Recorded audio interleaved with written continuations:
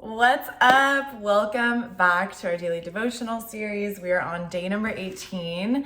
If you are new here at this point, I would love for you to go back and watch days 1 through 17.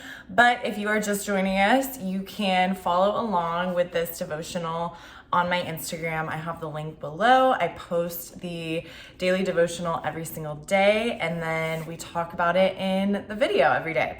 So that's what we're here to do.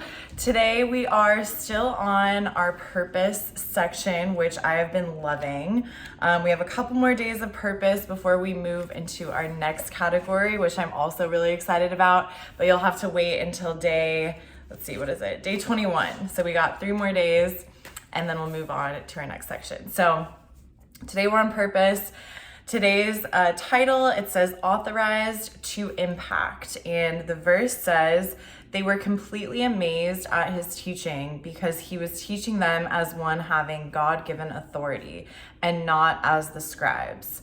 This comes from Mark 1:22. So I looked on my Bible app in the NLT version. This is from the Amplified version.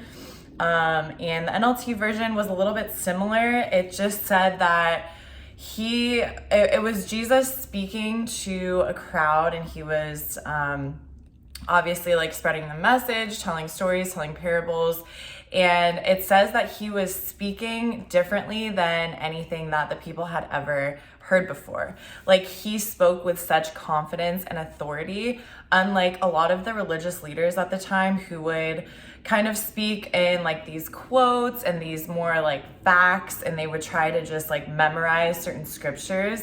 And it's almost as if they were speaking it like in terms of what they gathered from the information that they were given, instead of just openly speaking with this confidence and authority like Jesus did. So this was different than anything that the people had experienced, because they were used to listening to the religious leaders speak.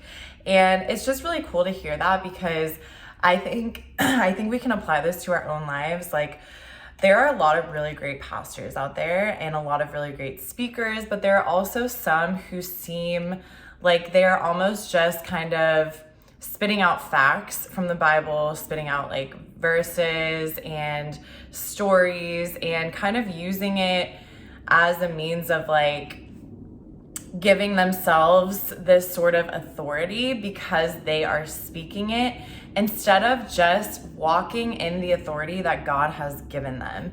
And that's something that I've been praying a lot about recently, is just praying for God to give me this authority to speak. I want to be a vessel for him to speak through, so I can be a powerful voice of God, right? Because when you really think about it, it's like, that's what we're called to do, right? Like, we are here to spread God's light and love and his word to the world. And if we just rely on our own authority, on our own knowledge, our own wisdom, that can only get us so far, right? Like, we can only speak to the point of, the capacity that our own minds can wrap ourselves around the information and the logic, and, using the scriptures is great. But when you add in the God-given authority that is given to you, then you are able to speak freely, and God can speak things through you that you never would have been able to come to on your own. So I really liked that verse today, because it's something that I've personally been praying a lot for, and I think we all should be praying for, because that's really what we're here to do, right? So it says, as young girls, we slowly but steadily internalize some faulty thinking and become wired to reach for what we think is appropriate, the right thing to do, or attainable, the best we can do. When we are fed protocol instead of purpose, we settle for less. Jesus shows us what it looks like, however, to trade protocol living for permission living. He didn't have traditional religious titles, degrees, or positions that would have qualified him by social standards to teach about heaven, much less perform miracles anytime in any place. He was young, just entering his 30s, but he was anointed by God with a fresh message that the world didn't even know it needed. God is saying the same thing about you. It's fine to get traditional training, and it's important to be an intelligent, responsible steward of your talents. The problem is when protocol, how things are supposed to go, becomes an idol. Nothing about God is predictable. The Holy Spirit is uncontainable. Your authority doesn't come from man, paved paths, and predictable plans. It comes from the King of Kings. So the journaling question today asks, have you been waiting for someone to approve how you do what you believe God is calling you to do? What would it look like to give yourself permission to pursue that calling regardless of qualification or custom? So this is kind of building off of, what was it, yesterday's or 2 days ago? I don't even know, a couple days ago, where we talked about being qualified and feeling like unqualified in your calling. And I think this relates to it a lot, like feeling the need for approval or permission to walk in your calling. I think a lot of times we kind of put off our purpose, or we're just sitting here saying like, oh, we're waiting on God, when in reality, we get to just take that first step. If we know that God is calling us to a certain place, we don't need to get permission from anybody else because God has already given us permission.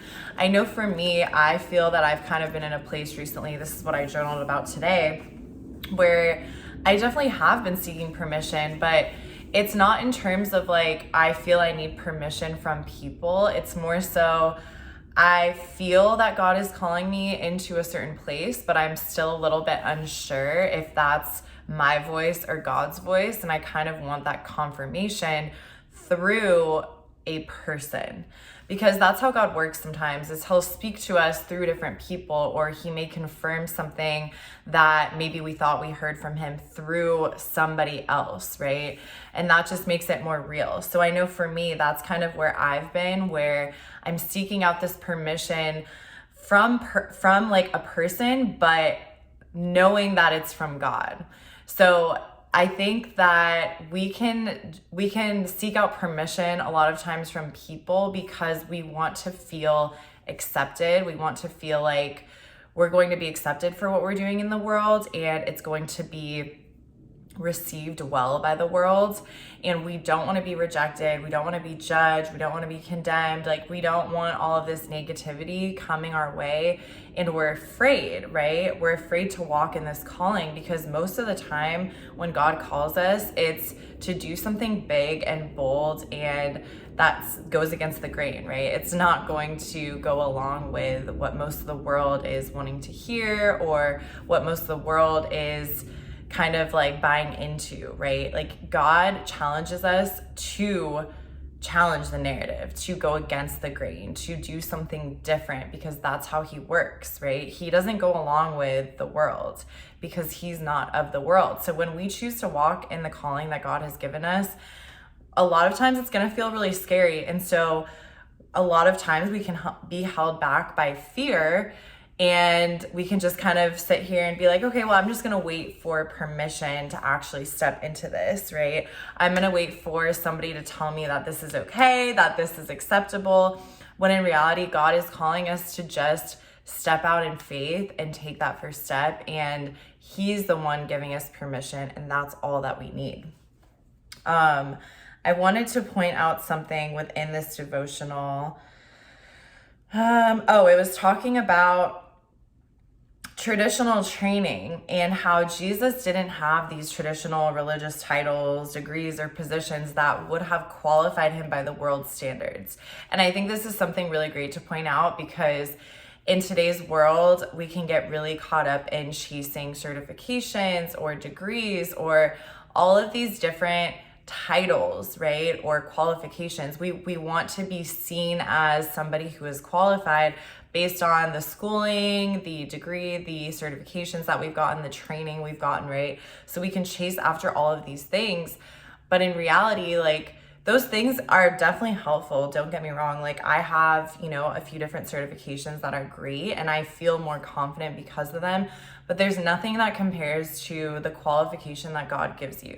You don't need any other means of qualification. You don't even need a college degree. You don't even need a high school diploma, right? In order to walk in your calling, because when God calls you, like, he calls you, and that's all you need. And Jesus is the perfect example of that. Like, he didn't care that he was just like a random guy from Nazareth, where people are like, Nazareth, like, that's like, I don't know if it was considered necessarily a ghetto, but it was definitely not like a cool place by any means that people would be like, oh, you're from Nazareth. You know, it was like a very like, what? Like, that's where you're from? Like, it's a very small town, not really well known. And he was just this random guy that was kind of like a nomad that just didn't care. He was just preaching with the God-given authority that was given to him. And because of that, he was very confident in the way that he spoke. And because he came off that way, people listened to him. And he was saying things that were like so different than anything they'd ever heard. So they were like, whoa, like this is new, this is different, right? And they didn't care that he didn't have any credentials or he wasn't like this well-known religious leader, because they were so used to that and they were just so like bored of that. And I feel like that's still prominent in today's society, is that when we step out in faith and boldness and we step out with the God-given authority that is given to us by our Creator, we are going to change the narrative. We are going to challenge the narrative, upset the narrative, right? And people are interested in that type of stuff. Whether they agree with it or not, they're still interested in it, right? Because it's different, it's something new. It challenges their perspective that they've had for so long because everyone's saying the same thing, right? And I think a lot of times we're held back by fear because we're like, well, we'd rather just kind of blend in with what everyone else is already saying and maybe turn it into like our own words a little bit, rather than go in a completely different direction and be like all the way out here and have people be like, whoa, like what is this person talking about? But that's what God is challenging us to do. And he's challenging us to step out in that boldness and be challenged by the world without any sort of qualification that we've received by the world, and just do it because we know and we are confident in what God has called us to. So the prayer today says, Lord, you are my commander in chief. Your will is my desire and your word is my direction. Help me to detox from protocol, outdated beliefs, old conventions, and anything that would block me from being who you've built me to be. So I want to challenge you today to just be bold in your calling and to really be confident in the authority that God has given you and not rely on any other qualification or authority that you need from anyone else except for God. And if he's called you somewhere, then trust that that's where you're supposed to go. And maybe if you're unsure, just continue to pray about it.